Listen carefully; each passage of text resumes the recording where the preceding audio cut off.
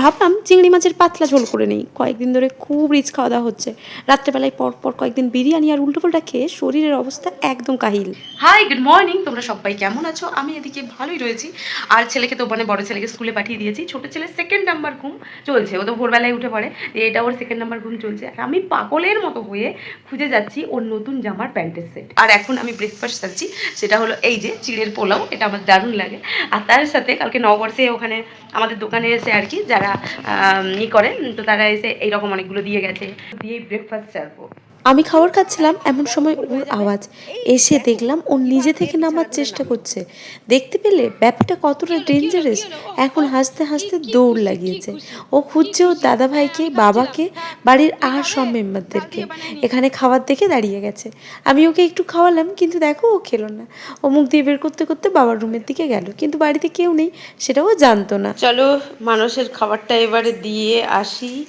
আমি মানুষকে খাবার দিয়ে চলে এসেছি। এবার আমি নিজেও স্নান করব, ছেলেকে স্নান করাবো। তার আগে ছেলেকে একটু খাবার খাওয়াবো। একদম সকালে ও খাবার খেয়ে নিয়েছিল সুজি, এখন চিড়ের পোলাওটা রয়েছে, ওটা ডিম টিম দিয়ে ওর জন্য বানিয়েছি, খুব টেস্টি হয়, এটা ও খেতেও চায়। আমাদেরটা না খেলেও ও নিজেরটা কিন্তু খুবই পছন্দ করে।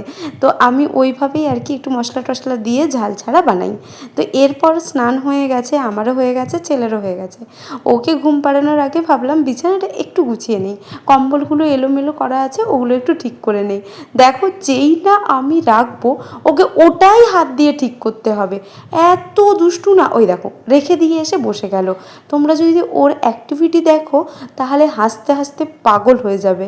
হ্যাঁ, আমাকে তো প্রচুরই জ্বালায়, প্রত্যেকটা কাজ দুবার তিনবার করে করতে হয়। মানে থালা বাসন আমি গুছিয়ে রাখলাম, ও সঙ্গে সঙ্গে নামিয়ে দিল, সঙ্গে সব কাজে ও মাহির। আমি রেগে গিয়েই বা কী করবো বলো, ওই বারবার করতে থাকি। কেউ বোঝে না পরিস্থিতিটা কি হয়। হ্যাঁ, মাথা গরম হয়ে যায়, কিন্তু আমি যতটা পারি ঠান্ডা থাকার চেষ্টা করি। দেখতেই পেলে এলোমেলো করে দিল, এরপর আমাকে ঠিক করতে হলো। আমাকে ওকে কোলে নিয়ে কাজ করতে হয়, আর না হলে ওই পায়ের নিচে জড়িয়ে বসে থাকে। কখনো কখনো যদি খুব কান্নাকাটি করে তখন কোলে তুলে নিই। এই যে মাসটা বাচ্চি, এখন ও কিন্তু বাবার কাছে আছে, তাই আমি এত ইজিলি সব কিছু করতে পারছি। তবে আমি খুব স্পিডে করেছি, কারণ আমার কাছে তো ওই যে বললাম বেশিক্ষণ আমার কাছে সময় থাকে না। আর আজকে একদম হালকা পাতলা করে এক তরকারি ভাত হবে। তবে পরে হচ্ছে মা বড়া ভেজেছিল, আমি কিন্তু ওটা করিনি। ওটা হলো তিলের বড়া, ওটা আবার আমরা সবাই খুব পছন্দ করি, কিন্তু মা যে ভেজেছিল আমি সেটা জানতামই না, তাই আমি খাওয়ার সময়ও খাইনি, পরে খেয়েছি। চিংড়ি মাছগুলোর সাইজ না বেশ সুন্দর ছিল। আমি চিংড়ি মাছগুলো ভাজতে ভাজতে এটাই মনে মনে ভাবছিলাম মালাইকারিও বেশ ভালো লাগতো, কিংবা সর্ষে বাটা, ওই সর্ষে পোস্ত দিয়ে যেটা হয় ওটাও ভালো লাগতো। আমি মনে মনে ওটাই ভাবছি। আমি বললাম ইস, না হলে ভাপাই করে নিতাম, কিন্তু আজকে একদমই মন করছিল না, তাই ভাবলাম পাতলা ঝোল করব, এটা খেতেও খুব টেস্টি হয়, ওই আলু দিয়ে হয় আর কি। গরম মশলা প্রথমেই দিয়ে দিয়েছিলাম, তারপরে এই যে আলু দিলাম, ভালো করে কষিয়ে নিয়ে ওতে পেঁয়াজ আদা রসুনের অল্প একটু মশলা দিয়ে দিয়েছি। আর তোমরা দেখে বুঝতেই পারলে মশলাটা কিন্তু খুব বেশি ছিল না। আমার টেন্ডেন্সিই ছিল যে আজকে আমি খুব মশলা দিয়ে ভিজিয়ে ভিজিয়ে রান্না করব না, এর এই ঝোলটা যেটা আবার চিংড়ি মাছের ফ্লেভারটা ঢুকে যায় ওইভাবেই করব। যাই হোক, আমাদের যেহেতু 4-5 জনের রান্না হয়, তো তরকারিটা অনেকটাই বেশি দিতে হয়। আর এখন নিশ্চয়ই দেখতেই পেলে আমি লঙ্কা গুঁড়ি দেইনি, তার কারণই এই যে ছেলের তুলে রাখবো বলে। এরপর লঙ্কা গুঁড়ো দিলাম, আর তার সাথে সাই গরম মশলা। তরকারিটা আমার হয়ে গেছে। তরকারিটা সত্যি বলবো পাতলা হয়েছিল, কিন্তু খুব টেস্টি হয়েছিল।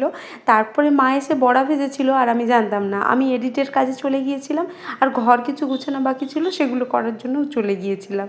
আর এই দেখো কি সুন্দর দেখতে হয়েছে না। ওদিকে ছেলে কাঁদছে, ঘুম থেকে উঠে গেছে। তানু, এ আমার তানু, চিরুনি, হ্যাঁ ক্লিপ, আর এই যে পান্নুপুরটাকে খুলে ফেলেছে, শুধু রিমোটটাকে খুলে ফেলে। কি দুষ্টু বাচ্চা, কি হয়েছে? এত দুষ্টু করলে আমি তোমার সাথে থাকবো না, থাকবো না আমি তোমার সাথে, এত দুষ্টু করলে। রাধে রাধে।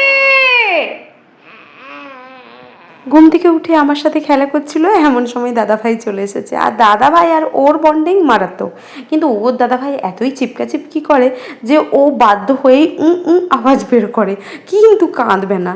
এই যে সবাইকে খাইয়ে দাইয়ে এবার বসে গেছি আমি। সত্যি রান্নাটার প্রেমে পড়ে যাব বারবার, এত কম মশলাতেও এত দারুণ রান্না হতে পারে। আচ্ছা, ভিডিও ভালো লাগলে লাইক করে সাবস্ক্রাইব করে পাশে থেকো। Bye bye.